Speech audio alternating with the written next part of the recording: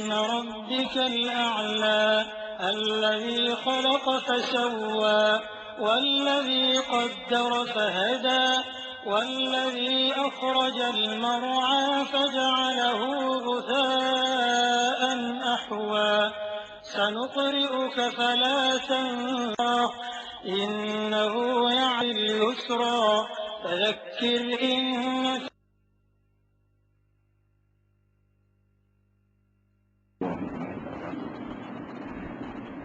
الحمد لله نحمده ونستعينه ونستغفره ونؤمن به ونتوكل عليه ونعوذ بالله من شرور أنفسنا ومن سيئات أعمالنا من يهده الله فلا مضل له ومن يضلل فلا هادي له وأشهد أن لا إله إلا الله وحده لا شريك له وأشهد أن محمدا عبده ورسوله أما بعد. மரணத்திற்கு பின் என்ற இந்த தொடர் நிகழ்ச்சியில யாருக்கு ஜனாசா தொழுகை நடத்தக்கூடாது என்பதில் ஒரு பகுதியை நாம் இறுதியாக நேற்றைய தினம் பார்த்தோம். அதன் தொடர்ச்சியாக நபிகள் நாயகம் ஸல்லல்லாஹு அலைஹி வஸல்லம் அவர்கள் சில காரியங்களில் குற்றச் செயல்களிலே ஈடுபட்டவர்களுக்கு ஜனாசா தொழுகாமல் இருந்திருக்கிறார்கள். அவங்க ஜனாசா தொழுகாமல் இருந்ததை நம்ம ரெண்டு வகையாக பிரிக்கலாம். சில பேருக்கு அவங்க ஜனாசா தொழுகை அவங்க நடத்தாம நீங்க நடத்துங்க என்று மக்களுக்கு அனுமதி கொடுக்கறாங்க. சில தவறு செய்தவர்களுக்கு அவங்களும் நடத்தல, நீங்க நடத்தி கொள்ளுங்க அனுமதியும் கொடுக்கல. இப்படி நபிகள் நாயகம் ஸல்லல்லாஹு அலைஹி வஸல்லம் அவர்கள் தவறான செயல்கள்ல மூழ்கி கிடந்தவர்களுக்கு ஜனாசா தொழுகை நடத்துவதில் இரண்டு நிலைப்பாட்டை எடுத்திருக்கிறார்கள். உதாரணத்துக்கு சொல்வதாக இருந்தால், நபிகள் நாயகம் ஸல்லல்லாஹு அலைஹி வஸல்லம் அவங்களுடைய காலத்தில் கைபர் என்ற யுத்தத்தில் ஒருத்தர் கலந்து கொண்டார். அல்லாஹ்வுக்காக உயிரையெல்லாம் தியாகம் செய்ய போறார். அவர் பாருங்க, கைபர்ங்கிற போர்ல போய் உயிரை தியாகம் செய்யறதுக்காக கலந்து கொண்டவர் என்ன செய்யறாருன்னு கேட்டா, முஸ்லிம்களுடைய அணி வெற்றி பெற்ற உடனே இந்த பொருள்களை எல்லாம் போர்க்களத்தில் எதிரிகள் விட்டு சென்ற பொருள்களை எல்லாம் எடுத்து தலைவர்கிட்ட கொடுக்கணும், அவங்க பங்கு வச்சு கொடுப்பாங்க. அரசத்தை கொடுக்கணும், ஜனாதிபதியிட்ட கொடுக்கணும், பங்கு வச்சு கொடுப்பாங்க. ஆனா இவர் என்ன செய்யறாரு, எதுக்கு இப்படி கொடுக்கணும்னு ஒரு பொருளை சுருட்டிக்கிறாரு. போனது அல்லாஹ்வுக்காக உயிரை தியாகம் செய்ய போறாரு. அப்படிப்பட்டவர் கூட இந்த போர் எல்லாம் முடிஞ்ச பிறகு ஒரு செகண்ட்ல என்னவாயிருச்சு, அவருக்கு மனசு மாறி ஒரு பொருளை எடுத்து தெரியாம ஒழிச்சு வச்சுக்கிட்டார். போர்க்களத்துல எதிரிகள்ட்ட இருந்து கைப்பற்றப்பட்ட ஒரு பொருளை எடுத்து வைத்து விட்டார். அப்ப நபிகள் நாயகம் ஸல்லல்லாஹு அலைஹி வஸல்லம் அவர்கள் சொல்றாங்க, சல்லு அலா சாஹிபிக்கும், இவருக்கு நீங்களும் தொழுவிச்சுக்கிறீங்க, நான் தொழுவிக்க மாட்டேன். போருக்கு இவர் இந்த மாதிரி கனிமத்து பொருளை யாருக்கும் தெரியாம என்னுடைய கவனத்துக்கு கொண்டு வராம ஒரு தனியா எடுத்து ஒழித்து வைத்தார்னு சொன்னா இவர் சரியான ஆள் இல்ல. அதே நேரத்தில் அவருக்குரிய ஜனாசா தொழுகைங்கிற அந்த ஹக்கு அவர் கிடைக்கணும். அதனால வேற யாராச்சும் நீங்க தொழுகை நடத்துங்க, நான் தொழுகை நடத்த மாட்டேன் என்று நபிகள் நாயகம் ஸல்லல்லாஹு அலைஹி வஸல்லம் அவர்கள் சொன்னதாக. அது கூட எவ்வளவு பொருளுங்கிறீங்க, 2 திர்ஹம் மதிப்பு கூட இருக்கானா. அந்த அவர் எடுத்து ஒழிச்சு வச்சுக்கிற பொருள் லட்சக்கணக்கான ரூபாயெல்லாம் இல்ல, 2 திர்ஹம் மதிப்புடைய ஒரு பொருளுக்கு பாக்கெட்ல போட்டுட்டார். அப்ப அந்த மாதிரியான ஒரு அற்பமான 2 திர்ஹம் தான் என்ன, ஒரு 25-50 ரூபாய் இருக்குன்னு வைங்களேன். இன்னைக்கு உள்ள கணக்கு பாத்தீங்கன்னா ஒரு 50 ரூபாய் பெருமானம் பொருளை எடுத்து ஒழிச்சு வச்சதுக்காக வேண்டி நபிகள் நாயகம் ஸல்லல்லாஹு அலைஹி வஸல்லம் தொழுவிக்க மறுத்துட்டாங்க. ஆனா அனுமதிச்சாங்க. நீங்க தொழுவீங்கன்னு என்ன அர்த்தம், நான் தான் தொழுவிக்க மாட்டேனே தவிர இவருக்கு தொழுகையே வைக்க கூடாதுன்னு அர்த்தம் கிடையாது. இது நசையில 1933வது ஹதீஸாக இடம்பெற்றிருக்கிறது. அதே மாதிரி நபிகள் நாயகம் ஸல்லல்லாஹு அலைஹி வஸல்லம் அவங்கள்ட்ட யாராவது தப்பு செஞ்சுட்டாங்க அப்படின்னு சொல்வார், விசாரிப்பாங்க. இவர் ஆள் இப்படி எல்லாரையும் தெரிஞ்சு வச்சிருக்க மாட்டாங்கல்ல. ஒரு பெரிய ஊர்ல பெரிய தலைநகரம், அதுல ரொம்ப கரெக்டான ஆளு கரெக்ட் அவங்களுக்கு தெரியாது. ஜனாசா வந்தவொன்னு கேட்பாங்க, இவர் எப்படி ஆள் எப்படி சரியான ஆள் தானா அப்படிம்பாங்க. எல்லாம் பாராட்டி எல்லாரும் சொன்னாங்கன்னு சொன்னா தொழுகை நடத்துவாங்க. பாராட்டாம இல்ல, ஒரு மாதிரியான ஆளு ரொம்ப சரியில்லை, முஸ்லிமா தான் இருப்பாரு, முஸ்லிம்களா இருந்தும் சரியில்லாம இருந்திருக்கிறாங்க. ரசூல் ஸல்லல்லாஹு அலைஹி வஸல்லம் காலத்துல இருந்தாங்கன்னா அவங்க சஹாபாக்கள் தான். ரசூலுல்லாஹ் காலத்துல மௌத்தா போறாங்கன்னா அவங்க யாரு, இஸ்லாத்துக்கு முஸ்லிம்களா ஜனாசா தொழுகை கிடையாது. முஸ்லிமாக இருந்து அவங்க இறந்து போறாங்கன்னா அவங்க யாரு தான், கண்டிப்பா சஹாபாக்கள் தான். அப்ப ரசூல் ஸல்லல்லாஹு அலைஹி வஸல்லம் அவங்கள்ட்ட இதா துய்ய லி ஜனாசத்தின், ஒரு ஜனாசாவுக்கு நபிகள் நாயகம் ஸல்லல்லாஹு அலைஹி வஸல்லம் அவர்கள் அழைக்கப்படுவார்களே, ஆனால் சஅல அன்ஹா, அந்த ஜனாசாவை பற்றி விவரம் விசாரிப்பார்கள். ஆம்பளை பொம்பளை அவங்க யாரு, எப்படி கேரக்டர் எப்படி விசாரிப்பார்கள். பொயின் உசுனி அலைஹா கயிறுன், அவங்க விதமா நல்ல விதமாக சொல்லப்படுமையானால் காமப சல்லா அலைஹா, அந்த ஜனாசாவுக்கு போய் தொழுவிச்சிருவாங்க. பொயின் உசுனி அலைஹா கயிறு தாளிக்க, நல்ல விதமா சொல்லாம வேற மாதிரி சொல்லுவார்களே ஆனால் காலலி அகலிஹா, அந்த ஜனாசாவுடைய குடும்பத்தாருக்கு சொல்லிவிடுவார்கள், சாணுக்கும் பிஹா, நீங்களே செஞ்சுக்கிறீங்க, நீங்களே ஜனாசா தொழுவிச்சுக்கிறீங்க, உலகம் சொல்லி அலைஹா, தான் தொழுவிக்க மாட்டார்கள். எதுக்காக வேண்டி நபிகள் நாயகம் ஸல்லல்லாஹு அலைஹி வஸல்லம் தொழுகை நமக்கு கிடைக்காம போயிருமே என்பதற்கு பயந்தாவது ஒழுங்கா இருக்கட்டும் தான். வேற அவங்க தொழுக, அவங்களுக்கு தொழுக கூடாதுங்கிற குற்றம்லாம் இல்ல, குற்றமா இருந்தா நம்மளும் செய்யக்கூடாது இருப்பாங்க, ஒருத்தருமே செய்யாதீங்கன்னு சொல்லியிருப்பாங்க. நீங்க தொழுவிச்சுக்கிறீங்க, நான் தொழுவிக்க மாட்டேன் என்று நபிகள் நாயகம் ஸல்லல்லாஹு அலைஹி வஸல்லம் அவர்கள் ஜனாசாவை பற்றி விசாரிப்பார்கள் என்று முஸ்னத் அஹ்மதுல 21,513வது ஹதீஸ்ல இதை நீங்கள் பார்க்கலாம். அதே மாதிரி கடன்காரருக்கு ரசூல் ஸல்லல்லாஹு அலைஹி வஸல்லம் தொழுவிக்க மாட்டாங்கன்னு ஏற்கனவே சொல்லியிருக்கோம். கடனாளி ஆய்வரை விட்டுட்டு போயிருக்கிறாரா ஆரம்ப காலத்துல, பிறகு அரசாங்கத்துல கஜானாவில் நிறைஞ்ச பிறகு அவங்களும் அந்த கடனை தீர்க்கிற பொறுப்பை ஏற்றுக்கிறதுனால தொழுவிச்சிருக்கிறாங்க. அப்ப நபிகள் நாயகம் ஸல்லல்லாஹு அலைஹி வஸல்லம் அவர்கள் இப்படி கெட்டவங்க என்று தெரிந்தால் சிலருக்கு தொழுகை நடத்தாமல் இருந்திருக்கிறார்கள். இதை வைத்துக் கொண்டு ஒரு ஆள் மூத்தா போயிட்டு அஜர்த்து தொழுவிக்க மாட்டார், வேற ஆள் தொழுவி அப்படி சொல்லக்கூடாது. வணங்குதா? நபிகள் நாயகம் ஸல்லல்லாஹு அலைஹி வஸல்லம் உடைய தனி தரஜா வேற, அவங்க இடத்துக்குள்ள அஜர்த்தெல்லாம் வரமாட்டாரு. அப்ப ரசூல் ஸல்லல்லாஹு அலைஹி வஸல்லம் யாரை பார்த்து தொழுவிக்க சொன்னாங்களோ அந்த மக்கள் அந்த அஜர்த்தோட 1000 மடங்கு பெரிய ஆளுங்க. ரசூல் ஸல்லல்லாஹு அலைஹி வஸல்லம் தான் தொழுவிக்காம மக்களை பார்த்து சொன்னாங்கல்ல, நீங்க தொழுவிச்சுக்கிறீங்க, அவங்க எல்லாம் யாரு? பெரிய ஆளுக்கு. அவங்க நம்மளோட ஒப்பிட்டு பார்த்தோம்னா அப்ப அதை விட பெரிய ஆளுங்க அஜர்த் அப்படிலாம் கிடையாது. அல்லாஹ்வுடைய ரசூல் என்பவர்களுக்கு உரிய ஒரு சிறப்பு, ஒரு அந்தஸ்து இது. என்னுடைய துஆ உனக்கு வேணும்னு சொன்னா நீ வாழும்போது நல்ல பேர் எடு, கெட்ட பேர் எடுத்தேன்னு வை, நான் தெரிவிக்க மாட்டேன் அப்படின்னு சொல்லி அந்த மக்களை நல்வழிப்படுத்துவதற்காக வேண்டி தூதர் என்ற முறையில் தான் இதை செஞ்சாங்களே தவிர நம்மளை பொறுத்த வரைக்கும் இந்த அனுமதியை தான் எடுத்துக்கணும். இதுல ரசூலுல்லாஹ்வோட போட்டி போட கிடையாது. அந்தஸ்து விஷயத்துல அவங்களுடைய தகுதிக்காக சிலதை எல்லாம் கொடுத்திருந்தான்னு சொன்னா அது அவங்களுக்கு உரிய தனிச்சிறப்பா எடுத்துக்கிறோமே தவிர நமக்கு என்ன ஆர்டர் போட்டாங்க, சல்லு அலா சாஹிபிக்கும், உங்கள் தோழருக்கு நீங்கள் தொழுகை நடத்துங்கள் போட்டாங்கல்ல, அதுதான் நம்ம கடைபிடிக்கணும். இன்றைக்கு எவ்வளவு மோசமான ஆளா இருந்தாலும் சரி எல்லாரும் நம்ம தொழுவிக்கணும். என்ன தப்பு செஞ்சிருந்தாலும் சரி, குடியாரனா இருக்கான், பள்ளியாசல் வந்ததில்ல, அப்படியா இப்படியான்னு பல மாதிரி பேர் எடுத்திருக்கானா ஜனாசான தொழுவிக்கிற வேண்டிதான். நம்மளும் போய் கலந்து கொள்ளலாம், அவர்களும் இமாமும் தொழுகையில பங்கெடுத்துக் கொள்ளலாம்.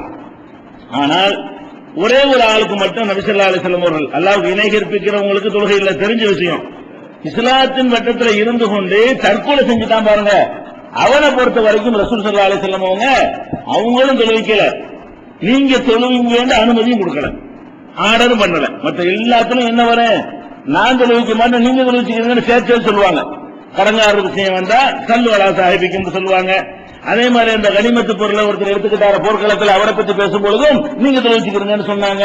அதே மாதிரி விசாரிப்பாங்கல்ல, அது நல்லால கெட்டாலாண்டு, அப்ப கூட நீங்க தொழுவிச்சுக்கிறீங்க, ரெண்டு சேர்ந்து வரும், நீங்க தொழுவீங்க நான் தொழுவிக்க மாட்டேன், இப்படி ரெண்டு வார்த்தையும் சொல்லுவாங்க ரசூல் ஸல்லல்லாஹு அலைஹி வஸல்லம். தற்கொலை செஞ்சவருடைய மேட்டர் வரும் பொழுது மாத்திரம் அவங்க தொழுவிக்கவும் மாட்டாங்க, நீங்க தொழுவீங்கன்னு சொல்லவும் மாட்டாங்க என்பதற்கு நம்ம ஆதாரத்தை பார்க்கிறோம். ஏன் அப்படி செய்யறாங்கன்னு கேட்டா அது வேஸ்ட். எதனால வேஸ்ட்ங்கிறோம்? அதாவது தற்கொலை செய்து கொண்டவனுக்கு இஸ்லாத்துல என்னன்னா நிரந்தர நரகம். நிரந்தர நரகம்டா என்ன? யாருக்கு அல்லாஹ் நரகத்தை நிரந்தரமாக்கி விட்டானோ, அப்படி அவன் முடிவு எடுத்து விட்டானோ அதை மாற்றுமாறு கேட்கலாமா? அல்லாஹ்வுக்கு இணை கற்பிக்கிறவர்களுக்கு நிரந்தர நரகம், அதை போய் மாற்ற நல்லா கேட்க முடியுமா? கேட்க முடியாது. அதே மாதிரி தற்கொலை செய்தவனை பற்றி அல்லாஹ் என்ன சொல்றான்னு கேட்டா, பதரணி அப்தி பி நஃப்ஸிஹி ஹரம் அலைஹில் ஜன்னா, என் அடியான் அவசரப்பட்டு விட்டான், அதனால அவனுக்கு சொர்க்கத்தை ஹராமாக்கிட்டேன். சொர்க்கத்தை ஹராமாக்கிட்டேன் என்ன? கடைசியிலோடு போக இயலாது இருக்கும். சொர்க்கத்தை ஒரு ஆளுக்கு ஹராம் என்று அல்லாஹ் ஆக்கிட்டான்னு சொன்னா கொஞ்ச நாளைக்கு நரகத்துல கிடந்துட்டு சொர்க்கத்துக்கு போவாங்களே, அது கூட கிடைக்காது. ஹரம் அலைஹில் ஜன்னா, சொர்க்கம் இவருக்கு ஹராம், கம்ப்ளீட்டா தடுக்கப்பட்டுருச்சு. அப்ப அல்லாஹ் இது புகாரியில 1364 ஏற்கனவே இதை சொல்லியும் இருக்கிறோம். அப்ப 1364 ஹதீஸ்ல என்ன வருதுன்னு கேட்டா, தற்கொலை செஞ்சவருக்கு சொர்க்கத்தை ஹராம் என்று நான் ஆக்கிட்டேன்னு அல்லாஹ் சொல்வதாக நபிகள் நாயகம் ஸல்லல்லாஹு அலைஹி வஸல்லம் சொல்றாங்களே. அல்லாஹ் ஹராம் ஆக்குனாலுக்கு நீ என்ன ரெக்கமெண்ட் பண்ண போறிய? அவருக்கு தான் சொர்க்கம் ஹராமுன்னு ஆகி போச்சு, அப்படின்னா நிரந்தர நரகம் ஆகி போச்சு. நிரந்தர நரகம் அல்லாஹ் ஒரு முடிவு எடுத்துட்டான்னு சொன்னா முடிவை மீறுவானா? அல்லாஹ் அவன் எடுத்த முடிவை மீறுமாறு கேட்கலாமா?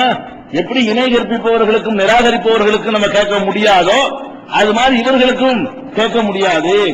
அது மாதிரி நபிகள் நாயகம் ஸல்லல்லாஹு அலைஹி வஸல்லம் சொல்றாங்க, யார் ஒருத்தன் வந்து தன்னைத்தானே மலை ஏற்கனவே சொல்லி இருக்கிறோம், மலையிலிருந்து உருண்டு தற்கொலை செய்து கொள்கிறானோ உருண்டு கொண்டே நரகத்தில் விழுவான். விழுந்தா எப்படி இருப்பானா? ஹாலிதன் முஹல்லதன் ஃபீஹா அபதா, அதுல என்றென்றும் நிரந்தரமாக அவன் இருந்து கொண்டே இருப்பான் அப்படிங்கிறாங்க. விஷம் குடிச்சு யார் தற்கொலை செய்து கொள்கிறானோ விஷத்தை குடித்தவனாகவே நரகத்தில் நுழைவான். அதுலயும் ஹாலிதன் முஹல்லதன் ஃபீஹா அபதா, அதுல என்றென்றும் நிரந்தரமாக இருப்பான். ஒரு இரும்பு ஆயுதத்தால் தன்னை தாக்கிக் கொண்டு யார் தன்னைத்தானே கொலை செய்து கொள்கிறானோ அவனும் ஹாலிதன் முஹல்லதன் ஃபீஹா அபதா, அவனும் எப்போது என்றென்றும் நிரந்தரமா நரகத்தில் இருப்பான் என்று சொல்லும் போது எப்படி நம்ம போய் கேட்கிற? ரசூலுல்லாஹ் கேட்க இயலாது, நம்மளும் கேட்க இயலாது, யாரும் கேட்க இயலாது. அவனுக்கு நிரந்தரம் தான் ஆக்கிட்டான். குர்ஆன்ல கூட அதை சொல்லி காட்டுறான். இல்ல எப்படி சொல்றான்? உமை யக்துல் முஃமினன் முதஅம்மிதன் ஃபஜஸாஹு ஜஹன்னமு காலிதன் ஃபீஹா, யார் ஒருத்தன் ஒரு மூமினை வேண்டும் என்று கொள்கிறானோ அவனுக்குரிய தண்டனை நரகம், காலிதன் ஃபீஹா, அது நிரந்தரமாக இருப்பான். தன்னை கொன்று அது சேரும். ஒரு மூமினை கொல்லக்கூடாதுன்னா அடுத்த மூமினையும் கொல்லக்கூடாது, தன்னைத்தானே கொலை செய்வது மூமினை கொள்வது தானே. அப்ப கொலை செய்து கொண்டானே ஆனால் அவன் நிரந்தரமாக இருப்பான் என்று சொல்லி குர்ஆனும் சொல்கிறது, ஹதீஸ்களும் சொல்கிறது, அல்லாஹ் சொல்வதாக ஹதீஸ குல்சியும் கூட இருக்கிறது. இப்படிலாம் இருக்கிறதுனாலதான் நபிகள் நாயகம் ஸல்லல்லாஹு அலைஹி வஸல்லம் அவங்கள்ட்ட தற்கொலை செஞ்சவருடைய மேற்று வந்தா அவருக்கு என்ன செய்ய மாட்டாங்க? தொழுவிக்க மாட்டாங்க. ஒருத்தர் தற்கொலை செஞ்ச மேற்று வருது, கொலமி சல்லி அலைஹி, அவருக்கு தொழுவிக்க ரசூல் ஸல்லல்லாஹு அலைஹி வஸல்லம் அவர்கள் தொழுவிக்கவில்லை. அது மாதிரி சில அறிவிப்புகளை நான் தொழுவிக்க மாட்டேன் என்றெல்லாம் சொன்னதாக சஹீஹ் முஸ்லிம்ல 1624, அதே மாதிரி வந்து அபூதாவுதுல 2770, இதுல எல்லாம் நபிகள் நாயகம் ஸல்லல்லாஹு அலைஹி வஸல்லம் அவங்க நான் தொழுவிக்க மாட்டேங்கிறாங்க.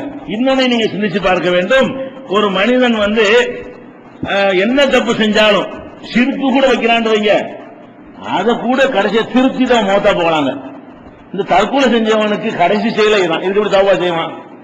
என்ன தப்பு செஞ்சாலும் அதுக்கு தௌபா செய்யற ஒரு விபச்சாரம் பண்ணிட்டான், நாளைக்கு திருந்திக்கிடுவான். அல்லாவே இல்லைன்ட்டான், நாளைக்கு இருக்கிறான்னு சொல்லிடுவான். அல்லாவுக்கு இன கற்பிச்சுட்டான், இன கற்பிச்சு தப்புன்னு அடுத்த செகண்ட் மாறிக்கலாம். எந்த தப்பு செஞ்சாலும் ஒரு மனிதன் வந்து கடைசி நேரத்தில் திருந்திக்கிட்டு சாவுவான். திருந்தி இருப்பான்டாவது போய் ஒரு சின்ன ஒரு முகாந்திரமாவது இருக்குது. இவனுடைய கடைசி செயலை இதானே, தற்கொலை செய்யறான அவனுடைய கடைசி வேலை என்ன? இதுதான். இதுக்கு எங்க தௌபா செய்வான்? போய் சேர்ந்துட்டான. தற்கொலை செய்யறதுதான் கடைசி செயலா இருந்தா இந்த பாவத்துக்கு எப்படி மன்னிப்பு கேட்பான்? மன்னிப்பு கேட்டு செத்துருப்பான்னு சொல்ல இயலுமா? சொல்ல முடியாது. அதனால இந்த தற்கொலை என்பது வந்து பயங்கரமான ஒரு குற்றம். நபிகள் நாயகம் ஸல்லல்லாஹு அலைஹி வஸல்லம் அவங்க தொழுவிக்க மறுத்திருக்கிறாங்க. இதை சில அறிஞர்கள் என்ன செய்வாங்கன்னு கேட்டா, அது தலைவர்கள் மட்டும் அப்படி நடந்து கொள்ளணும், அது எச்சரிக்கை பண்ணுவதற்காக வேண்டி மற்றவங்க தொழுகலாம் அப்படின்னு அவங்க சொல்லி அந்த இதெல்லாம் கொண்டு வந்து காட்டுறாங்க. ஜனாசாவுக்கு இந்த கடன்காரர் விஷயம், இந்த கனிமத்துல உள்ள விஷயத்தெல்லாம் சொல்லுவாங்க. அதுக்குத்தான் இந்த வார்த்தை வந்திருக்கே தவிர தற்கொலைக்கு வந்திருக்குதா? ஒண்ணுக்குள்ளதே ஒன்னொன்னு முடிச்சு போடணும். 5 ரூபாய் ஜாமான ஒருத்தர் எடுத்துக்கொண்டதும் தற்கொலை செய்யறது ஒண்ணா? 50 ரூபாய் கனிமத்து பொருளை பாக்கெட்ல வச்சுக்கிட்டாரு, அதுவும் தன்னைத்தானே அழிச்சுக்கிட்டு மாற்றி கொள்வது ரெண்டு ஒண்ணா? அதுக்கு வந்து ஹரம் தலைகள் ஜன்னான் எல்லாம் சொல்லியிருக்கிறானா? சொர்க்கத்தை ஹராமாக்கிட்டேன்னு சொல்லியிருக்கிறானா? 50 ரூபாய் ஒருத்த மோசடி போயினால் ஹாலிதன் முஹல்லதன் ஃபீஹா அபதா, அதுல என்றென்றும் நிரந்தரமா இருப்பான் அவனுக்கு சொல்லப்பட்டிருக்கிறதா? அப்ப ரெண்டுக்கு சம அளவில் உள்ள ஒரு ரெண்டு குற்றமா இருந்தா தான் இதுக்கு இருந்தா ஏன் அதுக்கு இருக்கக்கூடாதுன்னு கேட்கலாம். அது வேற இது வேற. ரசூல் ஸல்லல்லாஹு அலைஹி வஸல்லம் யாருக்கெல்லாம் தொழுவிச்சுக்கிறது அனுமதி கொடுத்தாங்களோ அதெல்லாம் சும்மா சின்ன விஷயங்கள். ரசூல் ஸல்லல்லாஹு அலைஹி வஸல்லம் எதுக்கு அந்த அனுமதி கொடுக்கல? இது பெரிய பயங்கரமான விஷயம், நிரந்தர நரகத்தில் ஒருத்தன் தள்ளக்கூடிய விஷயம். அதனால வந்து அந்த கண்டனத்துக்கு ரசூல் ஸல்லல்லாஹு அலைஹி வஸல்லம் செஞ்சு இருந்தாலும் நம்மளும் கண்டனத்திற்காக என்ன செய்யணும்? அந்த ஜனாசா தொழுகை மறுத்துத்தான் ஆகணும். ஏன்னா மக்களை தொழுவிக்குமா ரசூல் ஸல்லல்லாஹு அலைஹி வஸல்லம் அனுமதிக்கல. அப்படி இருந்தா தான் இந்த தற்கொலை செய்யணும் நினைக்கிறவனாச்சு திருந்துவான். தற்கொலை செஞ்சோன்னு வைங்க, ஜனாசா கூட தொழுவிக்க மாட்டாங்க, கொண்டு போய் மொட்டையா போய் புதைச்சு போடுவாங்க, வெறுமனே கொண்டு இணைஞ்சிருவாங்க, ஆடு மாடை புதைக்கிற மாதிரி கொண்டு போய் போட்டுருவாங்கன்னு ஒரு பயம் இருந்தால் தற்கொலை செய்யணும் நினைக்கும் போது இந்த ஒரு பயமாச்சு அவனை திருத்தமா இல்லையா? அதனால வந்து தற்கொலை செய்தவர்களுக்கு ரசூல் ஸல்லல்லாஹு அலைஹி வஸல்லம் அவர்கள் ஒரு அர்த்தத்தோட ஜனாசா தொழுகையை தொழுகாமல் இருந்திருக்கிறார்கள் என்று சொன்னால் அதை நம்ம கடைபிடிக்கணும்.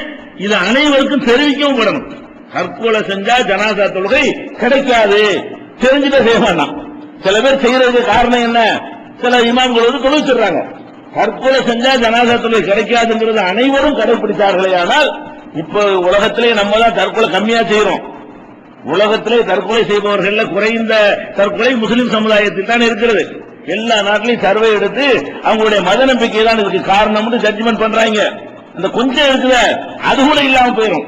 எப்ப தற்கொலைக்கு ஜனாசா தொழுகை இல்லைன்னு டிக்ளேர் பண்ணி விட்டு எல்லாரும் கடைபிடிச்சோம்னு சொன்னா ஒருத்தன் தற்கொலை செய்ய மாட்டான். என்னதான் கஷ்டம் வந்தாலும் சரி, அம்மாடி ஆடு மாடு மாதிரி போச்சு போடுவாங்க நம்மளை கொண்டு போய், வேணாம் ஜனாசா தொழுகை நமக்கு கிடைக்கணும் அப்படின்னு அந்த எண்ணம் அவனை கடைசியா தீர்த்து விடும். அதை கவனத்தில் வைத்துக் கொள்ள வேண்டும்.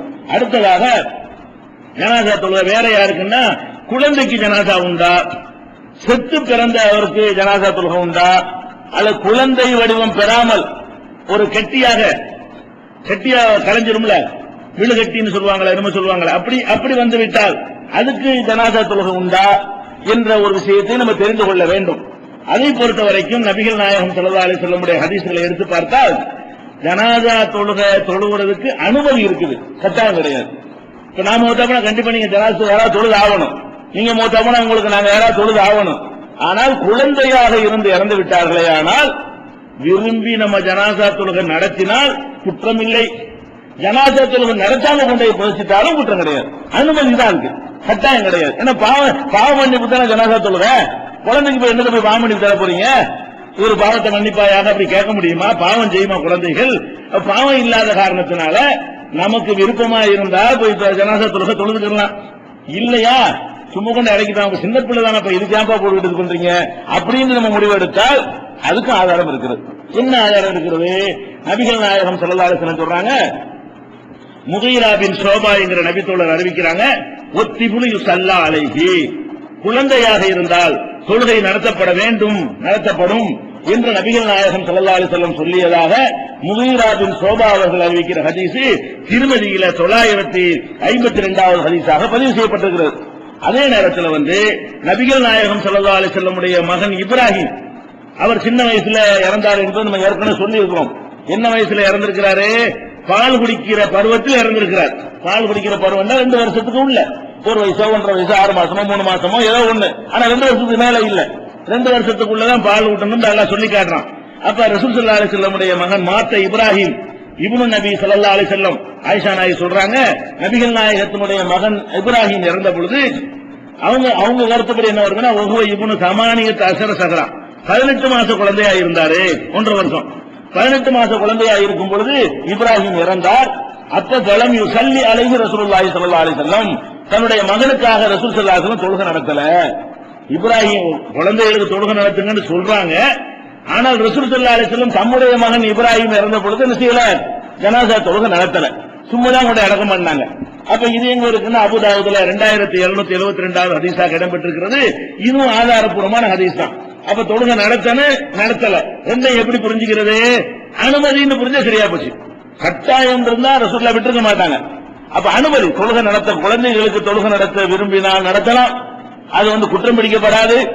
இல்லையா விட்டுறீங்களா, விட்டுட்டு போங்க, ஒண்ணும் கிடையாது அப்படின்னு எடுத்துக்கொண்டோமே. ஆனால் ரெண்டுக்கு மத்தியில முரண்பாடு இருக்காது, அனுமதி என்றுதான் எடுத்துக்கொள்ள வேண்டும்.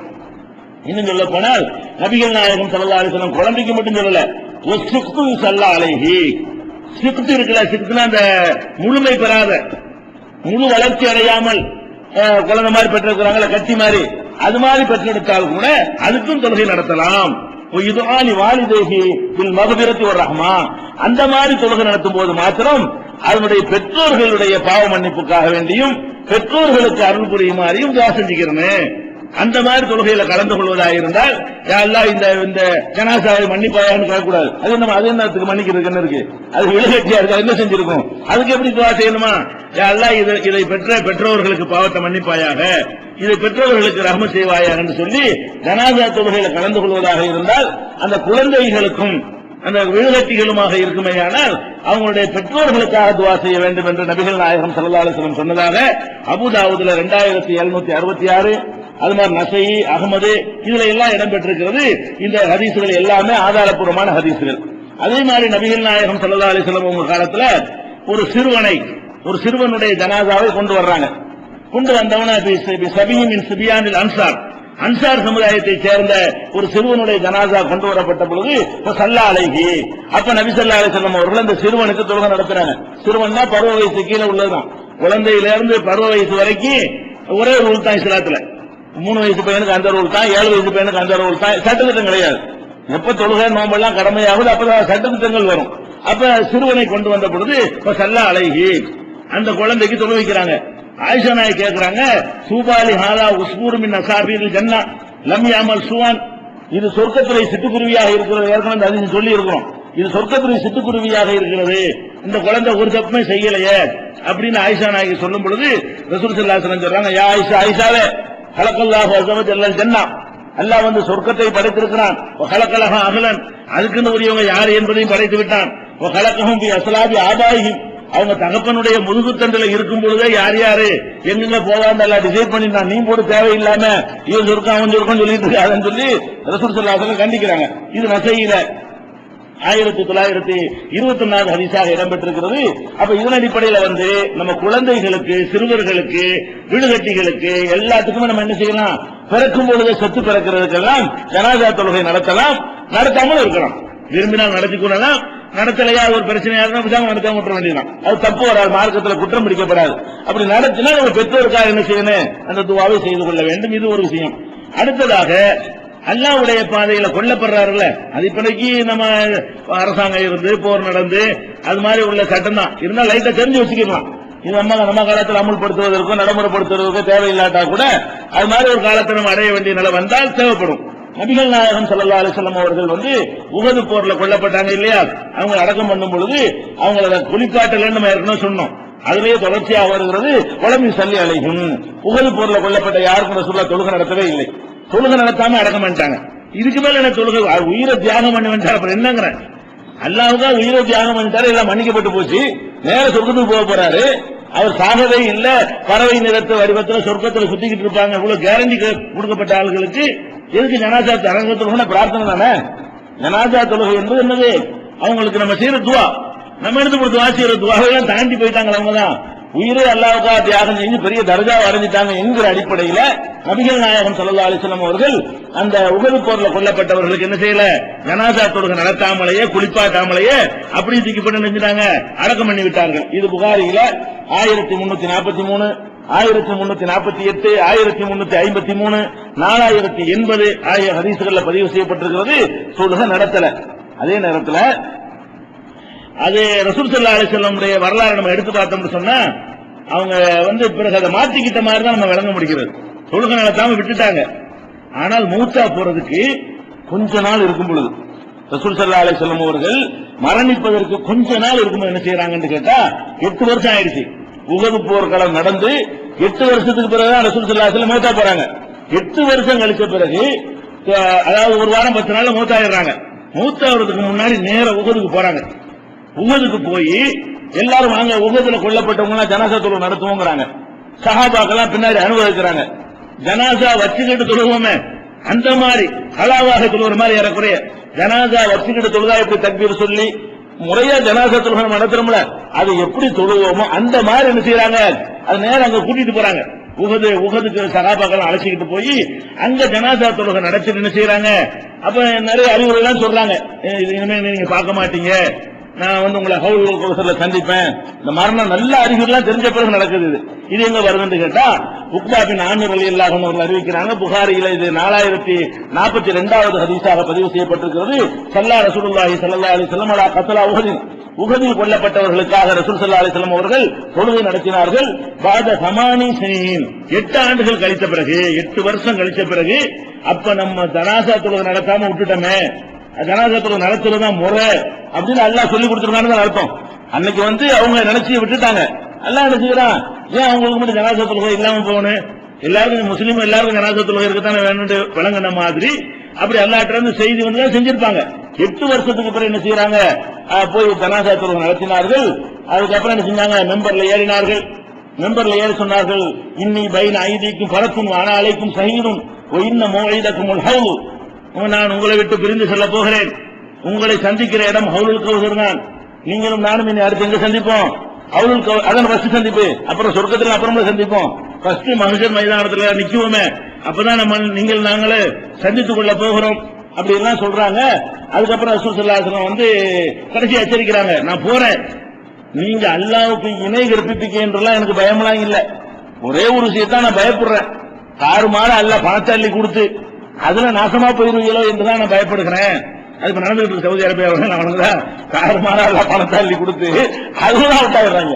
இந்த பணம் வந்தவன பணத்தை கொண்டு என்ன நக்கிரமம் செய்ய முடியுமோ அதெல்லாம் செய்து விடுவீர்கள் என்பதான் என்னுடைய அச்சத்தை தவிர மற்றபடி நீங்க இன்னைக்கு என்ன ஏற்பிக்கல.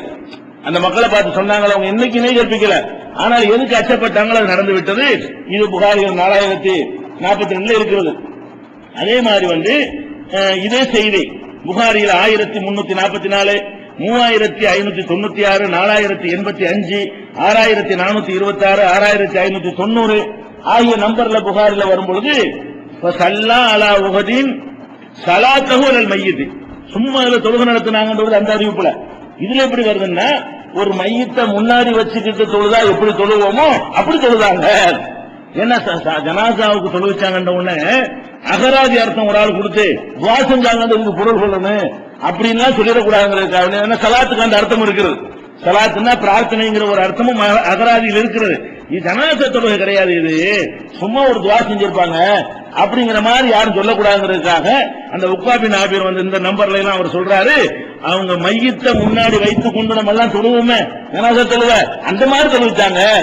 4 தக்பீரை சொல்லி அதுல ஓத வேண்டியெல்லாம் ஓதி அந்த சப்பா நின்று தொழுகையில் எப்படிலாம் செய்வோமோ அந்த மாதிரி அவங்க செஞ்சாங்க என்று சொல்லி இந்த ஹதீஸை நம்ம பார்க்கிறோம். இதுதான் யார் யாருக்கு ஜனாசா, அதிலிருந்து என்ன விளங்குது, ஷஹீதுகளுக்கும் தொழுகை நடத்த வேண்டும் என்ற நிலைமைக்கு நபிகள் நாயகம் ஸல்லல்லாஹு அலைஹி வஸல்லம் கடைசியில் வந்துவிட்டார்கள். ஆரம்பத்தில் அப்படி இருந்திருக்கிறாங்க. அதனால இப்ப நம்ம என்ன எடுத்துக்கிறோம், இது என்ன விட்ட காரியத்தை செய்யற மாதிரி போய் யாருக்காவது இப்படி செஞ்சாங்களா, இவங்களுக்கு தான் ஜனாசா தொழுகை நடத்தாம பாக்கியா இருந்தது. இவங்களுக்கு என்ன செஞ்சிருக்காங்க ரசூல் ஸல்லல்லாஹு அலைஹி வஸல்லம். அப்ப அன்னைக்கு சொல்லாம இருந்தது கூட இதுக்காக கூட இருக்கலாம். அதாவது போர் அடக்கம் பண்ணி டக்குன்னு ஓடி வரணும், அங்க நீட்டுலாம் இருக்க முடியாது, எதிரிகள் வந்துடக்கூடாது, யுத்த காலம், அதனால கூட டக்குன்னு அடக்கி வாங்கப்பான்னு சொல்லி கூட வந்திருக்கலாம். அது ரொம்ப நாளா நினைச்சுக்கிட்டே இருந்து என்னப்பா மரணம் வரப்போது தொழுகை நடத்த முடியும் கூட அல்லாஹ் என்னன்னு சொல்ல முடியல. ஆனால் கடைசி நிலை என்ன, நம்ம கடைசி தான் எடுத்துக்கணும். நபிகள் நாயகம் ஸல்லல்லாஹு அலைஹி வஸல்லம் அவர்கள் ஆரம்பத்தில் ஒரு நிலைப்பாடும் கடைசியில் ஒரு நிலைப்பாடும் எடுத்திருப்பார்களே, ஆனால் நமக்கு சட்டம் எது, கடைசியில் உள்ள நிலைப்பாடு தான். இப்ப கடைசியாக சுகதாக்களுக்கும் தொழுகை நடத்தி இருக்கிறார்கள், நடத்தக்கூடாது என்பது இல்ல, கடைசி நிலை ரசூலுல்லாஹ் மாத்திக்கிட்டாங்க அப்படிங்கிற மாதிரி புரிந்து கொள்ள வேண்டும். இது ஒரு விஷயம். அடுத்தது இந்த ஜனாசா தொழுகை யாரெல்லாம் தொழுவலாம், இது ரொம்ப முக்கியமான விஷயம்ங்க. இன்னைக்கு சமுதாயத்துல ஆம்பளைங்களும் ஜனாசா தொழுகை பெரும்பாலும் தொழுவது இல்ல. பாப்பா ஜனாசா கொண்டா வச்சு மோகம் பொடி வச்சிருப்பாங்க வாசல்ல. பெற்ற அப்பனுக்கு அவன் வளர்த்து ஆளாக்கி துவா செய்வான்னு செஞ்சா அவன் என்ன செய்யறான், ஜனாசா தொழுவதுன்னு ஒரு கூட்டம் தனியா இருப்பாங்க. இவர் வெளியே நின்றுட்டு இருப்பாரு, ஒன்னா ஜனாசாவை இறக்கி போட்டுட்டு வாசல் நிற்பாரு, மறுபடியும் தூக்கிட்டு வரும்போது பாடியை தூக்கிட்டு போறது வருவாரு. ஜனாசா தொழுகை பெற்ற பிள்ளை கூட ஜனாசா தொழுகை தெரியல.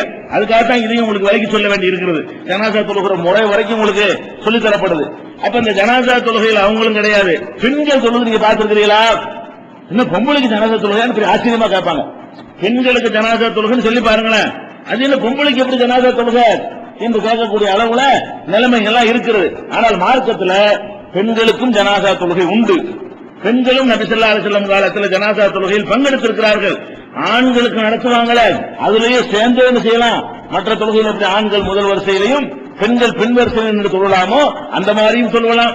அல்லது பெண்கள் வீட்டில இருந்து அவங்க ஒரு ஜனாசா தொழுகை முடிச்சுட்டு தூக்கிட்டு போங்கன்னு சொல்லலாம். இருங்க நாங்க தொழுதுகிறோம், அப்புறம் தூக்கிட்டு போய் நீங்க தொழுதுங்க அப்படின்னு கூட என்ன செய்யலாம், 2 தடவையா கூட தொழுகலாம். பெண்கள் ஒரு பக்கம் தனியாக தொழுது முடித்த பிறகு ஆண்களும் தொழுது கொள்ளலாம். பெண்களே ஜனாசா தொழுகையில கலந்து கொள்ள விரும்பினார்களே, ஆனால் அதை தடுக்க எவருக்கும் உரிமை கிடையாது. அல்லாஹ் ரசூல் அனுமதிச்சது யாரும் தடுக்க இயலாது. ஆதாரங்களை பாருங்க. நபிகள் நாயகம் ஸல்லல்லாஹு அலைஹி வஸல்லம் தோழர்ல அபூ தல்ஹா, அவர் ஒரு சிறந்த தோழர். அவருடைய மகன் உமைர் பின் அபி தல்ஹா என்பவர் இறந்து விடுகிறார். உமைருங்கிற ஒருத்தர் இறந்து விடுகிறார்.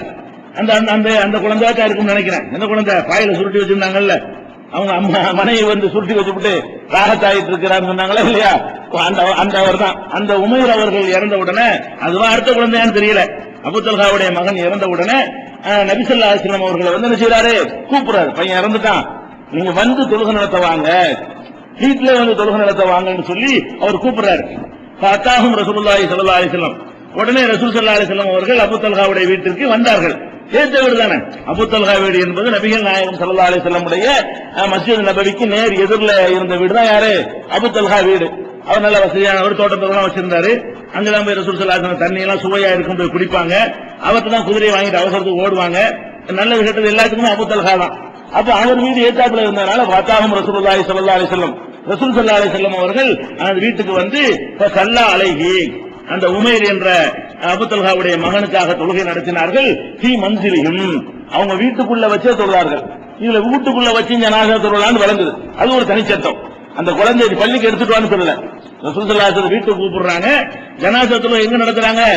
ஸல்லா அலைஹி ஃபீ மன்சிலிஹிம், அபூ தல்ஹாவுடைய வீடு பெரிய வீடா இருக்குது, வசதியா இருக்கு, வசதியான தானவரு, அதனால தாராளமா இருந்தா நினைச்சிருப்பாங்க, எதுக்கு பள்ளியாசல தூக்கிட்டு போக நினைச்சிருப்பாங்க. ஸல்லா அலைஹி ஃபீ மன்சிலிஹிம், அவங்க வீட்டிலேயே தொழுகை நடத்தினார்கள். நடத்தும் பொழுது கத்தம ரசூலுல்லாஹி ஸல்லல்லாஹு அலைஹி வஸல்லம், ரசூல் ஸல்லல்லாஹு அலைஹி வஸல்லம் அவர்கள் முதல்ல நின்று கொண்டார்கள். இமாம் பஸ் நிக்கணும்ல, இமாம் நின்று கொண்டார்கள். அப்புறம் வந்து கான அபூ தல்ஹா வராஹு, அபூ தல்ஹா வந்து தகப்பனார் இருக்காருல, குழந்தை தகப்பனாரு, அவர் முதல் சப்புங்கிற அடிப்படையில் பின்னாடி நின்று கொண்டார். அப்ப ஜனாசாவுல 2 பேர் நின்றா முன்னு பின்னாடி தான் நிக்கணும். மற்ற தொழுகையில் நின்றா அப்படி நிக்கணும், வலது பக்கம் நின்றுக்கணும்ல. ஒரு தொழுகையில 2 பேர் மட்டும் நின்றார்களே, ஆனால் இமாமுக்கு வலது பக்கமாக சேர்ந்து அவர் நிக்கணும், பின்னாடி போய் நிக்க கூடாது. ஆனா ஜனாசா தொழுகையை பொறுத்த வரைக்கும் ருக்கு செய்தா ஒண்ணும் கிடையாது தானே, அதனால வந்து நம்ம பின்னாடி நின்றால் பெரிய இடமெல்லாம் பிடிக்காது, சும்மா இப்படி நின்றுக்கலாம். அவ்வளவு இடம் விட்டு நிக்க தேவையில்லை. நம்ம ஜனாசாவுக்குலாம் பெரிய ஒரு சப்பு இடத்துல 3 சப்பு நிக்கலாமே, அதனால பின்னாடிங்கிறது அவ்வளவு போதும், பக்கத்துல நிப்பாங்க. அப்ப அபூ தல்ஹா என்ன பண்ணிட்டாருன்னு கேட்டா, வேற யார் வீட்டுல இல்ல, அபூ தல்ஹா வந்து பின்னாடி நின்று கொண்டார். உம்மு சுலைமின் வரா அபி தல்ஹா, உம்மு சுலைம் அபூ தல்ஹாவுடைய மனைவி இருக்காங்கல்ல, அவங்க அபூ தல்ஹாவுக்கு பின்னாடி இப்படி. ரசூல் ஸல்லல்லாஹு அலைஹி வஸல்லம், அபூ தல்ஹா, உம்மு சுலைம், இந்த வரிசையில் எப்படி ஜனாசா எப்படி இருக்குது? முதல் வரிசையில் ரசூல்லா நிக்கிறாங்க, ரசூல்லாவுக்கு முதுகுக்கு பின்னாடி அபூ தல்ஹா நிக்கிறாரு, அபூ தல்ஹாவுக்கு பின்னாடி அவங்க மனைவி உம்மு சுலைம் நிக்கிறாங்க.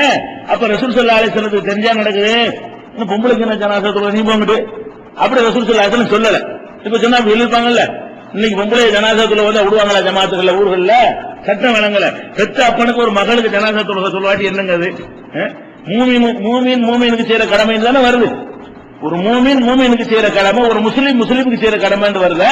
அந்த கடமை பொம்பளைங்க மூமீன் இல்லையாப்ப, பொம்பளைங்க முஸ்லீம் இல்லையா? அதுல எதுல எல்லாம் விதிவிலக்கு வருதோ தவிர்த்துக்கிறங்க. ஜனாசா பின்தொடர்ந்து போகக்கூடாது, அதுக்கு தடுத்தாங்க. அது மாதிரி சொல்லக்கூடாது, தடுத்தாங்களா?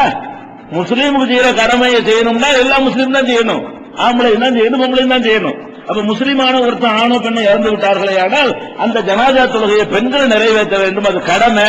ஆனால் நம்ம என்ன செய்யறது இல்ல, பெண்களுக்கு அந்த உரிமையை கொடுக்கறது இல்ல.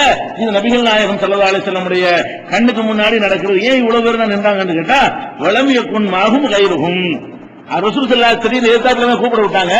மூத்தா போன உடனே ஊர் சொல்லி விட்டு பெரிய கூட்டம் திரட்டுறதுக்கு டைம் இல்ல.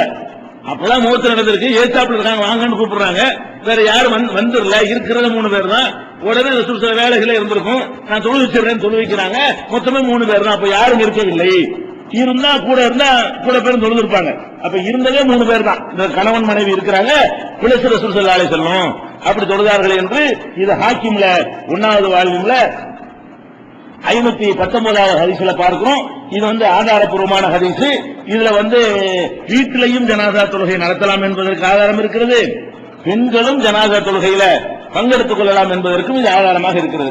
அதே மாதிரி வந்து ஜனாசா தொழுகையை பள்ளிவாசல் வச்சு தொழலாமா? இது வீட்டுல தொழப்பட்டிருக்கீங்க, ஆதாரம் இருக்குது. பள்ளிவாசலுங்கிறது தொழுகைக்குன்னு உள்ள இடம், ஜனாசாங்கிறதுல பல விதமான இதுகள்லாம் வெளியேறும். என்னதான் குளிப்பாடி நம்ம வச்சிருந்தா கூட ஜனாசாவிலிருந்து என்ன செய்யும், நேரான பிறகு அதெல்லாம் வெளியேறும், எங்க துளிகள் படும், தொழுகிற இடம் அதுனா போயிடும், அதுக்காக அதில் கொண்டு வரலாமா அப்படிங்கிற மாதிரி எல்லாம் நமக்கு சந்தேகம் வறுமையானால், நபிகள் நாயகம் ஸல்லல்லாஹு அலைஹி வஸல்லம் காலத்துல பள்ளி வாசல்ல என்ன பண்ணுவாங்கன்னு கேட்டா, பள்ளி வாசல்ல 2ஆ பிரிச்சிருப்பாங்க. பள்ளி வாசல்லே ஒரு பகுதியை வந்து நம்ம உள்பள்ளி வெளிப்பள்ளி வச்சிருக்கோம்ல, நம்மளும் இப்ப கரெக்டா பிரிக்கிறோம். சமுதாயத்துல நல்ல ஒரு பழக்கம் இருக்கிறது, சில காரியங்களை வெளிப்பள்ளியில வச்சு செஞ்சுக்கிறாங்க. ஊர் பஞ்சாயத்து வழக்கு, வம்பு வழக்கு விசாரிக்கிறது, குடும்ப பஞ்சாயத்து, தலாக்கு, ஜீவனாம்சம், இதெல்லாம் அப்படி செஞ்சுக்கிறாங்க. அப்ப நபி ஸல்லல்லாஹு அலைஹி வஸல்லம் அவங்க காலத்துல என்னன்னு கேட்டா, பள்ளியில வந்து ஜனாசா தொழுகிறதுக்கு ஒரு இடத்தை ஒதுக்கி வச்சிருந்தாங்க. பள்ளி வாசல் தான் அது, ஆனா பள்ளி வாசல்னா ஜனாசா, அந்த இடத்துல ஜனாசா வச்சிருவாங்க. ஜனாசா அதுக்குன்னு ஒரு இடம், நிர்ணயிக்கப்பட்ட ஒரு இடம். அந்த இடத்துல வந்து ஜனாசா தொழுவதற்கு பள்ளியில ஒரு இடத்தை ஒதுக்கி வச்சிருந்திருக்கிறாங்க என்பதற்கு ஆதாரம் கிடைக்கிறது. எங்க கிடைக்குதுன்னு கேட்டா, புகாரியில 1329வது ஹதீஸில் இருக்கிறது. இப்னு உமர் அறிவிக்கிறார்கள், ஒரு ஆணும் பெண்ணும் யூத சமுதாயத்தை சேர்ந்தவர்கள், அவங்க வந்து விபச்சாரம் பண்ணிய பொழுது கையும் மையுமாக பிடிக்கப்பட்டு 4 சாட்சிகளோடு கொண்டு வரப்படுறாங்க. யூதரா இருந்தாலும் முஸ்லிமா இருந்தாலும் அரசாங்க சட்டம் ஒண்ணுதானே. நபிகள் நாயகம் ஸல்லல்லாஹு அலைஹி வஸல்லம் ஜனாதிபதி, அங்க இப்ப யாருக்கு இருந்தாலும் கையை வெட்டிடுவாங்க, முஸ்லிமுக்கு தான் வெட்டுவாங்கன்னு கிடையாது. திருடுனா கையை வெட்டுவாங்க, விபச்சாரம் பண்ணா மரண தண்டனை கொடுப்பாங்க. அது யாரா இருந்தாலும் அந்த குறி தண்டனை கொடுத்துருவாங்க. அந்த அடிப்படையில் யூத சமுதாயத்தை சேர்ந்தவர்கள் விபச்சாரம் செய்து கைமையமாக மாட்டிக்கிட்ட பொழுது அவங்க 2 பேரும் என்ன செய்தார்கள், அவங்க கொல்லப்பட்டு அவங்களுடைய பாடிய மின் மூலையில் ஜனாயிஸ் இந்தல் மஸ்ஜிதி, பள்ளி வாசல்ல ஜனாசா வைக்கிறதுன்னு ஒரு இடம் இருந்துச்சு, அந்த இடத்துல அவங்க பாடி வைத்தார்கள். அது 2 மேட்டர் இருக்குது. பாடி கூட முஸ்லிம் அல்லாத பாடி. அது 2 விஷயம். அதாவது பள்ளி வாசல்ல ஜனாசா வைக்கிறதுக்குன்னு ஒரு இடமும் இருந்திருக்கிறது. அதையும் இதை தெரிஞ்சுக்கிறோம். அந்த வாசம் எப்படி வருதுன்னு கேட்டா, கரீபன் மின் மௌலியில் ஜனாயிஸ் இந்தல் மஸ்ஜித், பள்ளி வாசலில ஜனாசாக்களை வைப்பதற்குன்னு ஒரு இடம் இருந்தது. அந்த இடத்துல யூதர்கள் 2 பேருக்கு மரண தண்டனை கொடுத்து மரணித்த பிறகு அந்த பாடியை கொண்டாந்து செய்யறாங்க, அங்க கொண்டே வச்சிடறாங்க. பாடி மாற்றி ஒரு மாதிரி எடுத்துட்டு போறதுக்காக வேண்டி ஜனாசாக்காரன் கேட்டு வருவாங்கல்ல, இந்த ஆளுக்கு எடுத்துட்டு போப்பா அப்படின்னு சொல்லுவதற்காக வேண்டி பள்ளியிலேயே ஜனாசாவுக்கு ஒதுக்கப்பட்ட ஒரு இடத்திலேயே அதை வச்சாங்கன்னு இருக்கிறது. இதுல பல சட்டங்கள் நம்ம எடுத்துக்கொள்கிறோம். பள்ளி வாசல்ல ஜனாசா தொழுகையை நடத்துவதற்கு என்று, ஜனாசாக்கள் வைக்கிறதுக்கு என்று கொஞ்சம் இடத்தை ஒதுக்கி வைப்பது ரசூல் காலத்தில் இருந்திருக்கிறது. நபிகள் நாயகம் ஸல்லல்லாஹு அலைஹி வஸல்லம் காலத்தில் இருந்த நடைமுறையை நம்மளும் கடைபிடிக்க வேண்டும். அந்த இடத்துல முஸ்லிம் அல்லாத பாடிகளை கூட என்ன செய்யலாம், கொண்டு வந்து ஒரு கலவரம் வந்துருச்சு அல்லது சுனாமி இந்த மாதிரி இறந்துட்டாங்க, வைக்க இடம் இல்ல, பள்ளிவாசல் வெளிப்படையில் வச்சு என்ன செய்யலாம், முஸ்லிம் அல்லாத பாடியை கூட உள்ள அது அனுமதிக்கலாம். இந்த யஹூதியுடைய பாடி தான் வருது இந்த ஹதீஸ்ல. இது புகாரில் 1329 ஹதீஸ்ல நம்ம பார்க்கிறோம். அதே மாதிரி நபிகள் நாயகம் ஸல்லல்லாஹு அலைஹி வஸல்லம் அவங்க காலத்துக்கு பிறகு நடந்த ஒரு சம்பவம். சஅத் இப்னு அபீ வக்காஸ் அவங்க இறந்துடுறாங்க. அவங்க 10 பேர்ல ஒரு ஆள், அஷ்ரத்துல் முபஷ்ஷரா இருக்காங்கல்ல, சொர்க்கவாசிகள் என்று நபிகள் நாயகம் ஸல்லல்லாஹு அலைஹி வஸல்லம் அவர்கள் நற்செய்தி சொன்ன 10 சஹாபாக்களில் சஅத் இப்னு அபீ வக்காஸ் ஒரு சஹாபி. அவர் இறந்து போயிடுறாரு. இறந்து போன உடனே ஆயிஷா ரசூல் ஸல்லல்லாஹு அலைஹி வஸல்லம் மனைவிமார்கள் என்ன செய்யறாங்க, முக்கியமான ஆளாச்சே, சொர்க்கவாசிகள் நற்செய்தி சொல்லப்பட்டவராச்சே அப்படின்னு சொல்லி என்ன பண்றாங்கன்னு கேட்டா, ரசூல் ஸல்லல்லாஹு அலைஹி வஸல்லம் மனைவிமார்கள் ஒன்னா சேர்ந்து அவருடைய ஜனாசாவை பள்ளிவாசல் கொண்டாந்து வைங்க, பள்ளிவாசல்ல வச்சா நாங்கள் தொழுதுருவோம். ஏன் அப்படி சொல்றாங்க, ரசூல் ஸல்லல்லாஹு அலைஹி வஸல்லம் மனைவிமார்கள் வீடெல்லாம் பள்ளிவாசல்லே தான் இருந்தது. இந்த மெஹராப் இருக்குன்னு வைங்களேன், இப்படிதான் வீடு. ரசூல் ஸல்லல்லாஹு அலைஹி வஸல்லம் வீடுலாம் என்ன, ரசூலுல்லாஹ் இடத்துல பள்ளியை கட்டினாங்க, அவங்க சொந்த காசு கொடுத்தான இடத்தையும் வாங்கினாங்க. அதுல தங்களுக்கு உள்ள இடமா அதுல ஒதுக்கி கொண்டார்கள். பள்ளிவாச காசுல இருந்து வீடு கட்டல, வீட்டுக்குள்ள காசுல பள்ளிவாசல் கொடுத்தாங்க. அதான் அது ஆதாரம் அதுக்கு இருக்கிற சொந்த காசுல வாங்கினாங்கன்னு சொல்லி. அப்ப நபிகள் நாயகம் ஸல்லல்லாஹு அலைஹி வஸல்லம் வீடு அங்க இருந்ததுனால அவங்க தேடி நாங்கெல்லாம் வர இயலாது. நாங்களும் தொழுகையில கலந்துக்கிறதா இருந்தா பள்ளிவாசல கொண்டாந்து அவர் ஜனாசா வச்சா நாங்க தொழுவோம்ல. ஆயிஷா நாயகி கேட்டு விடுறாங்க. ஆயிஷா நாயகியும் ரசூல் ஸல்லல்லாஹு அலைஹி வஸல்லம் மற்ற மனைவிமார்களும் அந்த வீடுகள்ல தான் இருந்தாங்க. அவங்க மூத்தாவ வரைக்கும் அந்த வீடு பள்ளியில சேர்க்கப்படவே இல்லை. அவங்க மூத்தான பிறகு அந்த வீடுகளும் பள்ளியில சேர்க்கப்பட்டுச்சு. இப்ப அவங்களுடைய மனைவிமார்கள் இருந்த காலம் வரைக்கும் அவங்க அவங்களுடைய வீடாக வைக்கப்பட்டிருந்தது. எல்லா மனைவிகளும் மௌத்தா போட பிறகுதான் அந்த இடங்கள் எதுல சேர்ந்திருக்கு, மஸ்ஜித் நபவியில ஒரு அங்கமாக சேர்க்கப்பட்டுருச்சு. அப்ப அந்த அடிப்படையில் சொல்றாங்க, அர்சல் அஸ்வாஜு நபி ஸல்லல்லாஹு அலைஹி வஸல்லம் ஐய முர்ரு ஜனாஸத்திஹி ஃபில் மஸ்ஜித், ரசூல் ஸல்லல்லாஹு அலைஹி வஸல்லம் மனைவிமார்கள் எல்லாம் சொல்லி அனுப்பினார்கள். என்ன சொல்லி அனுப்பினார்கள், சஅத் இப்னு அபீ வக்காஸுடைய ஜனாசாவை பள்ளிவாசல்ல கொண்டாந்து வையுங்க. எதுக்காக வேண்டி, போய் சல்லீன அலைஹி, நாங்கெல்லாம் அவங்களுக்கு தொழுகை நடத்தணும், பொம்பளைங்களாகிய நாங்க என்ன செய்யணும், அவருக்கு தொழுகை நடத்தணும் என்று சொன்னார்கள். சொன்ன உடனே கொண்டாந்து வைத்தார்கள். சல்லீன அலைஹி, அவங்களுடைய ரூம் வாசல்ல கொண்டாந்து நினைஞ்சிட்டாங்க, வச்சு விட்டார்கள். உடனே அவங்க எல்லாம் நினைஞ்சாங்க, பெண்கள் எல்லாம் தொழுகை நடத்தினார்கள். ஜனாசாவுக்கு பஸ் தொழுகை யார் நடத்துறா, பெண்கள் ஜனாசா தொழுகை நடத்துறாங்க. நடத்தின உடனே அப்புறமேல வெளியே எடுத்துட்டு போயிட்டாங்க. போன உடனே மக்கள் எல்லாம் ஆள் ஆளுக்கு குறை சொல்ல ஆரம்பிச்சிடுறாங்க. அது எப்படி ஜனாசாவை பள்ளிவாசலுக்குள்ள கொண்டு வர்றீங்க, ஆனா பொம்பளைங்க தொழுவது குறை சொல்லல. என்ன பொம்பளைங்க எப்படி தொழுவலாம்னு குறை சொல்லல, அது எல்லாருக்கும் தெரிஞ்ச விஷயமா இருந்திருக்கிறது. பொம்பளைங்களும் தொழுவலாம்ங்கிறது குறை எதை சொல்றாங்கன்னா, இறந்து போனா பள்ளிக்குள்ள கொண்டாந்து உள்ள வரைக்கும், வெளிப்பள்ளியில கூட வைக்கல. இது எங்க இருந்திருக்குது, அவங்க ரூம் வாசல்ல உள்ள வரைக்கும் வந்துருச்சு. ஜனாசா வைக்கிறதுன்னு ஒரு இடத்தை ஒதுக்கி இருந்தாங்க, அங்கே இல்ல, உள்ள வரைக்கும் கொண்டு வந்து ஜனாசா வச்ச உடனே ஆளுக்கு விமர்சனம் கடுமையா பேசுறாங்க. என்ன ரசூலுல்லாஹ்வுடைய மனைவிமார்களா இருந்துகிட்டு இப்படி அத்துமீறி இருக்கிறாங்க, பள்ளிவாசலுக்குள்ள கொண்டாந்து ஜனாசா வச்சிருக்கிறாங்களே என்று பேசின உடனே ஆயிஷா நாய்க்கு சரியான கோபம் வந்துருது. அப்ப சொல்றாங்க, காலு மாக்காணத்தில் ஜனாயிசு முதுகொலபிகள் மஸ்ஜித், ஜனாசாக்கள் பள்ளிவாசலுக்கு உள்ள கொண்டு வரவே கூடாது, இப்ப பழக்கமே இல்ல அப்படின்னு சொல்லி எல்லாரும் ஆட்சேபனை பண்றாங்க. ஏன்னா அதுக்கு தனியா இடம் இருந்திருக்கல, உள்ள எப்படி நீ கொண்டு வரலாம் அப்படின்னு ஆயிஷா நாயகி உள்பட அனைவருக்கு எதிராகவும் விமர்சனம் கிளம்புகிறது. உடனே ஆயிஷா நாயகி என்ன செய்யறாங்கன்னா வெளியே வந்து சொன்னாங்க, என்ன வந்து மக்களுக்கு தங்களுக்கு தெரியலன்னா உன்ன குறை சொல்லிடுறதா? ரசூல் ஸல்லல்லாஹு அலைஹி வஸல்லம் காலத்தில் நடந்து இல்லைன்னு நீங்க எப்படி இதை சொல்லுவீங்க? சஹல் பின் பைலாங்கிற ஒரு இறந்தார அவர் எங்க வச்சாலும் தொழுகை நடத்துறாங்க. ரசூல் ஸல்லல்லாஹு அலைஹி வஸல்லம் சொல்றாங்க எல்லாருக்கும் செய்யல, எல்லாருக்கும் தனியா ஒரு இடத்துல செஞ்சா கூட சஹல் பின் பைலா என்ற ஒரு சஹாபி இறந்த பொழுது எங்க நடத்துனாங்க தொழுகை? இதே இடத்துல நடத்துறாங்க, உள்ளதாக நடத்துனாங்க. அது எப்படி நீங்க தப்பு சொல்லுவீங்க? ரசூல் ஸல்லல்லாஹு அலைஹி வஸல்லம் செஞ்சதை நான் செஞ்சிருக்கிறேன், அதை எப்படி நீங்க விமர்சனம் பண்ணலாம்? ஒரு தடவை செஞ்சா அனுமதி தானே? எல்லா ஜனாசாவும் வெளியில வச்சிருந்தா கூட ஒரு ஆள் ஜனாசா கொண்டு வச்சுட்டாங்க, இது நோக்கத்துக்காக வேண்டி நாங்களும் ஒரு நோக்கத்தை தான் வச்சிருக்கிறோம், தொழுகை நடத்துறதுக்காக வேண்டி. அப்ப நீங்க எப்படி அதை மறுப்பீங்க? இவ்வளவு சீக்கிரம் மறந்துட்டீங்களா? ரசூலுல்லாஹ்வுடைய சுன்னத்துகள் அவ்வளவு சீக்கிரம் நீங்க மறந்துடுவீங்களா? என்கிற மாதிரி என்ன செய்யறாங்க ஆயிஷா நாயகி கடுமையான முறையில வந்து சொல்றாங்க, மா அஸ்ரா அன்னாஸ் இலா யுஈபு மாலா இல்ம லஹும் பிஹி, அவங்களுக்கு அறிவில்லாத விஷயத்தில் எங்களை எப்படி அவர்கள் குறை சொல்கிறார்கள், அது அவசர அவசரமாக குறை சொல்கிறார்கள், எங்கள்கிட்ட வந்து கேட்கணும்ல, ஏன் தொழுதீங்க ஆதாரம் இருக்கான்னு கேட்கறத விட்டுவிட்டு வெளியே நின்று குறை சொல்லுவீங்களா? ஆபு அலைனா எங்களை குறை சொல்கிறார்கள், அங்கே முர்ரபி ஜனாசத்தின் பில் மஸ்ஜிதி, பள்ளிவாசலுக்குள்ள ஜனாசாவை கொண்டு வரக்கூடாது என்று குறை சொல்கிறார்கள்.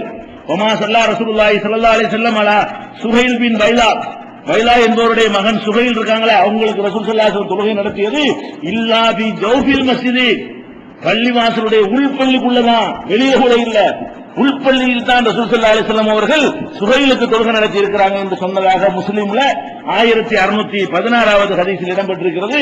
அதனால பெண்களும் பள்ளிவாசல்ல தொழுகை நடத்தலாம், தனியாகவும் நடத்திக் கொள்ளலாம், பள்ளிவாசல் வச்சு நடத்தலாம், வெளியிலையும் நடத்தலாம், வீட்டையும் நடத்தலாம், எங்க வேண்டாலும் வச்சு செய்யலாம், திடல்ல கூட வச்சு நடத்திக்கலாம்.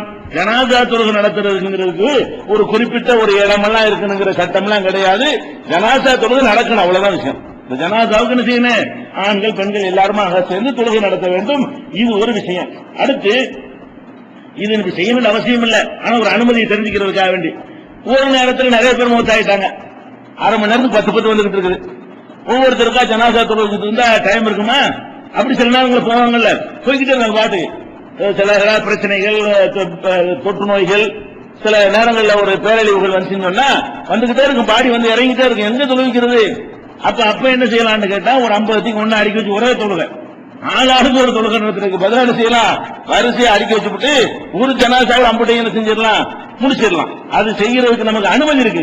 விரும்பினா நீங்க தனித்தையா செஞ்சுட்டு போங்க, அது ஒரு விஷயம்.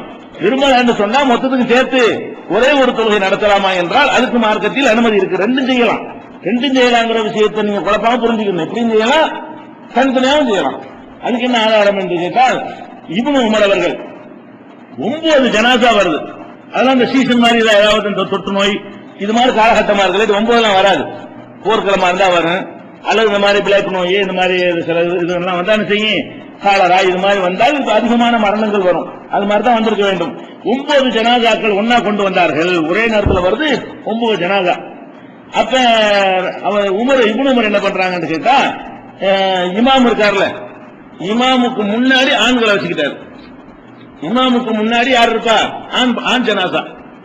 ஆண் ஜனாசாவுக்கு அப்புறம் பெண் ஜனாசாவை கிப்லாவை நோக்கி, கிப்லாக்கு கிட்டத்துல, இது கிப்லா செவர் இருக்குல்ல, இது கிட்டத்துல யார் இருப்பாங்க? பெண்கள் ஜனாசா. ஆண்கள் வந்து இமாமுக்கு பக்கத்துல இருக்கணும், பெண் ஜனாசா தான் ஃபர்ஸ்ட் வைக்கணும். அடுக்கிற முறையில் எடுத்துக்கிட்டீங்கன்னா யார் ஃபர்ஸ்ட் வைக்கணும்? ஒரு 10 ஜனாசா வந்துருச்சுன்னா முதல்ல பொம்பளை ஜனாசா 4 இருந்தா வச்சு பண்ணும், அப்புறம் ஆம்பளை ஜனாசா. அப்ப ஆம்பளை ஜனாசா கொண்டே ஃபர்ஸ்ட் வச்சிடக்கூடாது. அப்ப அவர் வைக்கிறார். அப்படி அவர் வச்சு இப்படி மார்க்கமாவும் கேட்கக்கூடாது, பின்னாடி மார்க்கமாவுது. அப்ப எப்படி நடந்துக்கிட்டாங்கன்னு கேட்டா, பஜால ரிஜால எழுநல் இமாம், ஆண்களை எல்லாம் வந்து இமாமுக்கு பக்கத்தில் வைத்துக் கொண்டார்கள். ஒன்னு சாவு எலினல் கிபிலா, பெண்கள் எல்லாம் கிபிலாவு பக்கத்துல சிவத்து பக்கமா அவங்க தான் இருப்பாங்க. அப்படி வைத்துக் கொண்டு சப்பஹுன்ன சப்பன் வாஹிதா, அவங்களை எல்லாம் ஒரு வரிசையாக ஆக்கினார்கள். பொம்பளை பூரா ஒரு வருஷம், ஆம்பளை அப்படி வச்சிருக்கிறாங்க. பொம்பளை பூரா ஒரு வருஷம், ஆம்பளை பூரா ஒரு 4 பொம்பளை இருந்தா 4 சேர்ந்து ஒரே வருஷம், ஒரு 4 ஆம்பளை 5 ஆம்பளை இருந்தா 5 சேர்ந்து ஒரு வருஷம். இப்படி இல்லப்ப அங்க போயிருந்தாங்க, தூரமா போயிடும். ஒரு வருஷம் கட்டிக்கிட்டாங்க. கட்ச உடனே என்ன செய்யறாங்கன்னு கேட்டா தொழுகைகள் முடிச்சிடுறாங்க. முடிச்ச உடனே எல்லாம் கேட்கிறாங்க, என்ன இது? அதுல யாரெல்லாம் இப்ப இருக்கிறா? இப்னு உமர் இருந்துகிட்டு இருக்கிறாரு, சயீத் இப்னு ஆஸ் என்பவர் தான் அப்ப வந்து இமாமா இருக்கிறாரு, ஜனாதிபதி இந்த ஆளுநருடைய பிரதிநிதி நாயிபா இருக்கு, அமீரா இருக்கிறாரு. அப்ப இப்னு உமர் இருக்கிறாங்க அந்த சபையில, அபூ ஹுரைரா இருக்கிறாங்க, அபூ சயீத் அல்-குத்ரி இருக்கிறாங்க, அபூ கத்தாதா அவர்கள் கலந்து இருக்கிறாங்க. எல்லாரும் இருக்கும் பொழுது இந்த மாதிரி வைத்துக் கொண்டு என்ன செய்யறாங்க, தொழுகை நடத்துறாங்க. நடத்தின உடனே ஒரு மனிதர் எந்திரிச்சு என்ன செய்யறாரு, நான் இதை அப்ஜெக்ஷன் பண்றேங்கிறாரு. இந்த மாதிரி இந்த முறை அது எப்படி இத்தனை பேருக்கு ஒரு ஜனாசா தொழுப்பீங்க நீங்க அப்படின்னு சொல்லி அவருக்கு தெரிஞ்ச முறையில் என்ன செய்யறாரு, ஒரு மனிதர் இருந்து கடுமையாக ஆட்சேபனை செய்யறாரு. ஆட்சேபனை செஞ்சவன Ibn Abbas, Abu Saeed, Abu Hurairah இவங்க எல்லாம் திரும்பி பார்க்கணும். நாங்க என்னங்க ஆட்சேபனை பண்றாரு, என்ன செய்தி, அவ்வளவுதான மார்க் அறிஞரு. அப்ப எல்லாரும் சகப்பண்ண நீங்க சொன்னாங்க, ஹிய சுன்னா, அது சுன்னத்து தான், நபி வழிதான். அதுவும் யார் சர்டிபிகேட் கொடுக்குறா, அபூ ஹுரைரா சர்டிபிகேட் கொடுக்குறாரு, இப்னு அப்பாஸ் சர்டிபிகேட் கொடுக்குறாரு, அபூ சயீத் சர்டிபிகேட் கொடுக்குறாரு. இது என்ன எல்லாத்தையும் சேர்த்து ஒரு ஜனாசா என்ன முறை இது, அடுத்த நேரத்தில் முடிக்க வேண்டியதானு ஒருத்தர் ஆட்சேபனை பண்றாரு. அப்ப அந்த சபையில 3 பெரிய சகாபாக்கள் இருக்கிறாங்க. 3 சகாபாக்கள் என்ன செய்யறாங்க, ஹிய சுன்னா, சுன்னத்து தான், சரிதான். அது நிறைய ஜனாசா வந்து ஒருத்தர் சொல்லுவாங்க, அது நபி வழியில உள்ளதுதான், அது வந்து ஆட்சேபிக்க முடியாது, ரசூலுல்லாஹ்வுடைய வழிப்படிதான் நடக்குது எல்லாம் அப்படின்னு சொல்லி இப்னு அப்பாஸ் இவங்க, அபூ ஹுரைரா, அபூ சயீத் அல்-குத்ரி இவங்க எல்லாம் அதுக்கு பதில் சொன்னதாக நம்ம பார்க்கிறோம். நசையில 1952 பைஹக்கியில இந்த ஹதீஸ் இடம்பெற்றிருக்கிறது. இது வந்து ஒரு பல ஜனாசாக்கு ஒரு தொழுகை, அதை வணங்கிட்டோம். அடுத்து என்னன்னு கேட்டா, ஜனாசா தொழுவதற்கு தடுக்கப்பட்ட நேரம் சில நேரங்கள் இருக்கிறது. அந்த நேரத்தில் ஜனாசா தொழுகவும் கூடாது, அடக்கவும் கூடாது. ஜனாசா தொழுகை எந்த நேரத்தில் எல்லாம் தடுக்கப்பட்டிருக்கிறதோ அந்த நேரத்தில் தொழுகவும் கூடாது, அடக்கம் செய்வதை அந்த நேரத்தில் தவிர்த்துக் கொள்ள வேண்டும். அது எங்க இருக்குன்னு கேட்டா, நபிகள் நாயகம் ஸல்லல்லாஹு அலைஹி வஸல்லம் சொல்றாங்க, கான ரசூலுல்லாஹி ஸல்லல்லாஹு அலைஹி வஸல்லம் ஸலாத்து ஸாஅத்தின், கான ரசூலுல்லாஹி ஸல்லல்லாஹு அலைஹி வஸல்லம் யன்ஹானா, 3 நேரங்களிலே நாங்கள் வந்து கீழ்கண்ட காரியங்களை செய்யக்கூடாது என்று எங்களை தடுத்தார்கள். ரசூல் ஸல்லல்லாஹு அலைஹி வஸல்லம் தடுத்தார்கள். அது என்ன தடுத்தார்கள் என்று கேட்டா, அன்னு சல்லிய ஃபீஹின்ன, அந்த நேரங்களில் நாங்கள் தொழக்கூடாது என்றும், அவ் அன் நக்புர ஃபீஹின்ன மௌத்தானா, எங்களில் மௌத்தானவர்கள் மரணித்தவர்களுக்கு வந்து அடக்கம் செய்யக்கூடாது எனவும், எங்களை யாராவது மரணிச்சுட்டாங்க என்று சொன்னா அந்த நேரத்தில் நாங்கள் அடக்கம் செய்யக்கூடாது, தொழுகையும் செய்யக்கூடாது, ஜனாசா தொழுகையும் கூடாது, வேற தொழுகையும் தொழக்கூடாது என்று 3 நேரங்களில் செய்யக்கூடாது என்று ரசூல் ஸல்லல்லாஹு அலைஹி வஸல்லம் தடுத்தார்கள். அந்த நேரம் என்னன்னு கேட்டா, ஹீன தத்லு ஷம்சு பாஜிகத்தன் ஹத்தா தர்தபிய, சூரியன் உதித்துக் கொண்டு இருக்கும் பொழுது தொழக்கூடாது, உதிச்சுக்கிட்டு இருக்குது, அப்பதான் மூத்தாயிட்டாரு, நம்ம என்ன செய்யணும், முழுசா வரட்டும் சூரியன், இப்பதான் லேசா கிளம்பிக்கிட்டு இருக்குது, அது முழு வட்டமும் மேல வந்துடணும். பாதி இப்படி லேசா தலைவ பாதி சூரியன் தெரியும், அப்புறம் முக்காவாசி தெரியும், அப்புறம் முழு சூரியன் தெரியும். முழு சூரியனும் தெரிஞ்சிருச்சுன்னா பிரச்சனை இல்லை.